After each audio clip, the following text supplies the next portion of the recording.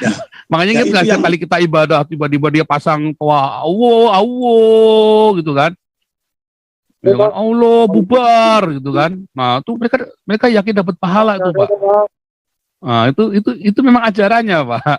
Makanya saya bilang gereja setan sama Islam itu lebih berbahaya Islam.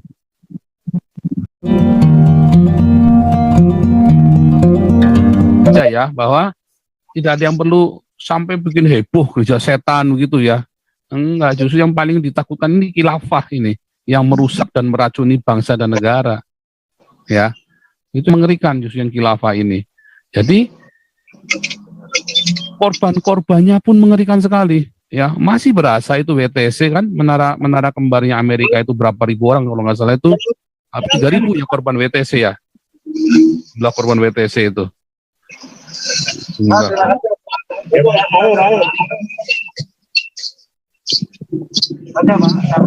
Jiwa ya benar ya. 9 September itu. Wah, itu serem sekali itu. Nah, makanya wah gereja setan sampai heboh, gerejanya Lucifer. Saya bingung, apalagi orang ngaku-ngaku ketemu Lucifer itu saya bingung. Ya, ini ketemunya Lucifer yang mana nih? Lucifernya yang jahat apa Lucifernya yang baik? Ya kan? Nah, itu Anda suka kacau balau. Iya, ini iya Pak Tambunan. Gimana suara saya? Bagus? Ya, bagus. Baik. Salam juga buat yang menyaksikan atau ada di live Zoom-nya Pak Pauli. Tuhan memberkati. Saya ingin menyampaikan ya 1-2 hal. Memang saya setuju gereja setan itu sebenarnya tidak perlu ditakuti. Karena gereja setan itu jemaat setan, bukan jemaat Kristus. Dan itu ada di berbagai negara, termasuk di Indonesia ini. Yang penting adalah kita harus mengenal ciri dari gereja setan tersebut. Di antaranya kan dapat dilihat dari iman mereka, dari ritual-ritual yang mereka lakukan. Itu semuanya aneh. Semuanya bertolak belakang dengan yang ada di gereja Kristus Tuhan. Itu ciri yang paling utama. Kontol. Biadab kamu. Kamu manusia biadab, setan kamu. Ini saya ini orang-orang begini ditendang saja. Setan selalu mengutus orang untuk mengganggu. Sudah langsung keluar, Pak. Ya. Jadi hai kalian manusia setan, jangan mengganggu. Kalian bikin orang acara Islam sendiri. sudah biasa begitu Pak, dari zaman Muhammadnya, nggak Habib Risiknya, nggak siapa saja, nggak ustadznya, memang begitu Pak. Orang Islam mah nggak usah diragukan lagi kebiadabannya Pak. Nggak usah dimaki-maki juga, memang sudah begitu kelakuannya orang Islam. Saya harus katakan itu, karena itu memang berasal dari setan. Setiap perbuatan biadab itu berasal dari setan. Nah, jadi saya lanjutkan bahwa jemaat setan itu cirinya yang mudah dikenal. Yang paling penting adalah orang-orang Kristen atau orang percaya jangan tertarik sama sekali. Pegang teguh apa yang sesuai dengan Alkitab. Yang istilahnya Pak Paul, jangan melampaui yang tertulis. Nah, jadi bisa diuji. Kalau kita rajin membaca Alkitab, kita langsung bisa mengenal kok itu. Kita bisa mengetahui. Kenapa? Alkitab sudah mencatat semuanya itu. Jadi nggak perlu ditakuti. Nah, yang kedua ini, saya juga setuju. Itu memang yang bukan ditakuti sebenarnya. Yang sebenarnya harusnya diwaspadai. Karena apa? Berdasarkan fakta-fakta yang membumi, karena ini terjadi di seluruh dunia, terutama gerakan atau aksi-aksi anarkisme, terorisme yang terjadi selama ini di seluruh dunia, itu berlatar belakang jihad fisabilillah. Kata mereka sesuai dengan perintah agama. Jadi sekali lagi, ini dasarnya jihad fisabilillah yang mereka percayai sesuai dengan perintah agama. Nah, jadi satu-satunya agama yang melakukan jihad fisabilillah, ya memang secara literatur itu agama Islam.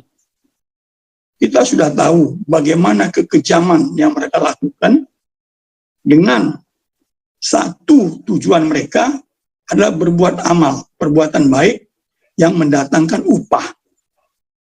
Itu kata mereka ya, kata mereka, menurut kita mereka, upah di surga 72 bidadari kaca, Nah sebening itu tadi kaca. kalau mereka tadi bilang kontol-kontol tadi di tempat kita, itu juga dapat upah tuh Pak mereka Pak.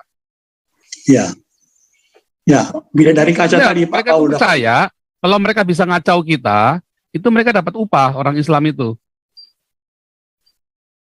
Makanya mereka taruh toa di depannya gereja, itu mereka bangga karena mereka dapat pahala.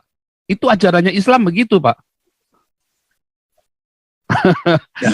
Makanya Ya, ingat itu nggak yang- sekali kita ibadah tiba-tiba dia pasang toa Allah gitu kan. Ya kan, Allah bubar gitu kan. Nah, itu mereka yakin dapat pahala itu Pak. Nah, itu memang ajarannya Pak. Makanya saya bilang gereja setan sama Islam itu lebih berbahaya Islam. Ya kan? Gereja setan pernah nggak taruh begituan di depan gereja Kristen? Nggak pernah. Biar di Amerika juga nggak ada. Di Indonesia mana berani? Nggak ada gereja setan berani begitu. Islam berani Pak. Ya. Ya kan? Dan gereja setan tidak pernah memerintahkan membunuh orang yang tidak sepaham dengan mereka. Belum pernah saya dengar. Ya, itu belum pernah saya dengar. Mereka Betul ya. diperintahkan untuk membunuh orang-orang yang tidak sepaham dengan mereka. Tetapi yang satu ini yang kita katakan adalah gerombolan-gerombolan radikalisme keagamaan, terorisme, itu melakukan aksi-aksi teror, pembunuhan yang keji biadab di seluruh negara di dunia ini, termasuk di Indonesia dilakukan ya pengeboman terhadap gereja ya, gereja. Yang terakhir yang terjadi adalah di Poso yang dilakukan oleh Mujahidin Indonesia Timur. Nah, ini bagian dari organisasi teroris. Organisasi teroris ini adalah sarana, alat, budaknya setan, budaknya iblis. Karena hanya iblis yang memerintahkan pembunuhan. Sebagaimana dikatakan di dalam Yohanes 10 ayat 10a. Iblis datang untuk mencuri, membunuh, dan membinasakan. Jadi setiap perilaku, tindakan, terorisme adalah perintah dari iblis, perintah dari setan. Itu sesuai dengan Yohanes 10 ayat 10a. Nah, memang mengerikan ini yang mengerikan, tidak, ya bukan ditakuti ya, tapi kita harus waspada. Harus waspada terhadap itu. Kenapa gerakan-gerakan ini itu tidak akan pernah berhenti. Tidak akan pernah berhenti. Kenapa? Negara kita ini mudah sekali dijadikan tempat perekrutan terorisme. Dan kan terus tertangkap terus. Antara terorisme dengan radikalisme itu saling berkaitan. Radikalisme itu yang melahirkan terorisme. Jadi sebelum seseorang menjadi teroris, dia sudah memiliki paham radikal dulu. Karena itulah Ali Imron, dia narapidana teroris yang masih mendekam di tahanan, berulang kali menyampaikan hanya butuh waktu 2 jam untuk merekrut seseorang menjadi pembunuh diri. Jadi sangat mudah sekali. Karena apa? Dasarnya itu yang sudah mereka tanamkan di dalam dirinya itu jihad fisabilillah. Kalau mereka mati, ada pahala. Upah 72 bidadari sebening kaca. Itu yang kita sering dengar, yang bisa juga kita ketahui dari literatur. Itu sumbernya bisa banyak, itu bisa dilihat. Nah, oleh karena itulah yang paling penting bagi setiap orang percaya, orang-orang Kristen ini yang harus waspada, menjaga diri, dan terus berdoa bersatu. Nah, kita ini tidak bersatu, Pak Paul. Tersempal-sempal, ya. Terutama dari segi doktrin agamanya. Tidak bersatu. Sehingga apa? Kekuatan kita secara rohani itu juga tidak maksimal. Sementara kekuatan kegelapan, terus dia mempengaruhi, terus dia menginfiltrasi masuk ke dalam pribadi-pribadi orang-orang yang sudah ditargetkan menjadi sarana alatnya setan. Nah, kita sendiri tidak bersatu untuk memerangi itu secara rohani ya. Kita hanya bisa memerangi itu secara rohani. Tugas pemerintah memerangi mereka secara fisik dengan hukum. Tapi yang kita lihat sampai hari ini, keberadaan mereka tidak hilang, tetap eksis. Khilafahisme, ya khilafah ini itu justru sangat berbahaya karena mereka bertujuan untuk mendirikan negara syariah. Oleh karena itu, Pak Paul, tolong nanti Pak Paul beri stressing bahwa orang-orang Kristen janganlah kompromi, apalagi mendukung semua produk-produk yang berbau syariah. Tolong nih Pak Paul disampaikan, mereka ini orang-orang yang tidak, ya orang ini kalau saya pribadi Kalau jualan ini, paham. kalau jualan jilbab bagaimana Pak? Kalau yang pengusaha-pengusaha yang ekspor, yang importir jilbab itu Pak? Ya kalau itu kan tidak ada dampak ideologisnya Pak.